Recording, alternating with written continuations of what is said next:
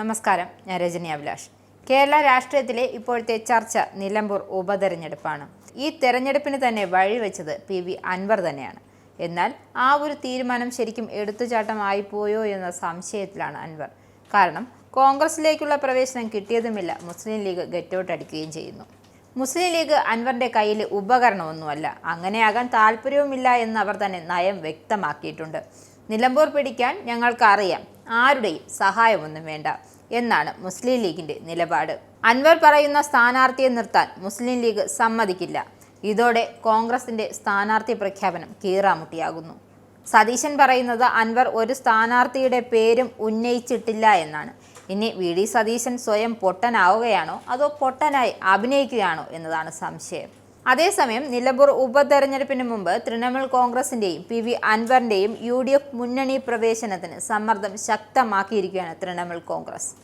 PV അൻവറിന് ഒറ്റയ്ക്ക് UDFുമായി സഹകരിക്കാൻ ആവില്ലെന്നും തൃണമൂൽ നേതൃത്വം വ്യക്തമാക്കിയിട്ടുണ്ട്. തൃണമൂലിനെ മുന്നണിയിൽ എടുക്കണമെന്നാണ് പ്രതീക്ഷയെന്നും അതിന് തടസ്സമുള്ള രാഷ്ട്രീയ സാഹചര്യമൊന്നും നിലവിലില്ലെന്നും തൃണമൂൽ കോൺഗ്രസ് മലപ്പുറം ജില്ലാ ചീഫ് കോർഡിനേറ്റർ KT അബ്ദുറഹ്മാൻ വ്യക്തമാക്കുന്നുണ്ട്.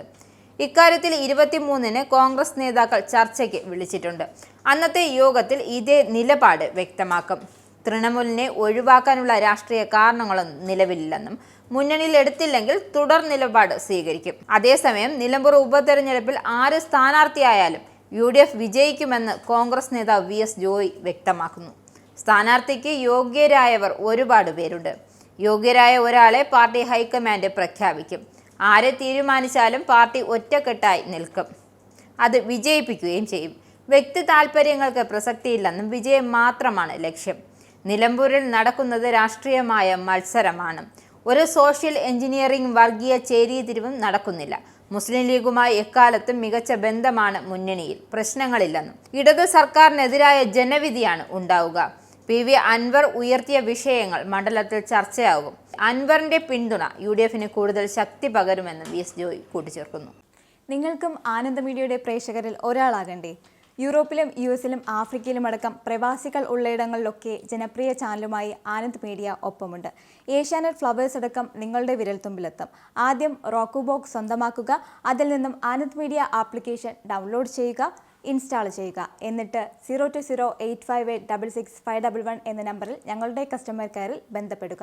അല്ലെങ്കിൽ +91 735 660 3747 എന്ന നമ്പറിൽ വാട്സപ്പ് ചെയ്യുക. ആനന്ദ് മീഡിയയുടെ സേവനങ്ങൾ സ്വന്തമാക്കുക. മറ്റു ചാനലുകൾക്കൊപ്പം ആനന്ദ് TVയും എൻജോയ് ചെയ്യുക.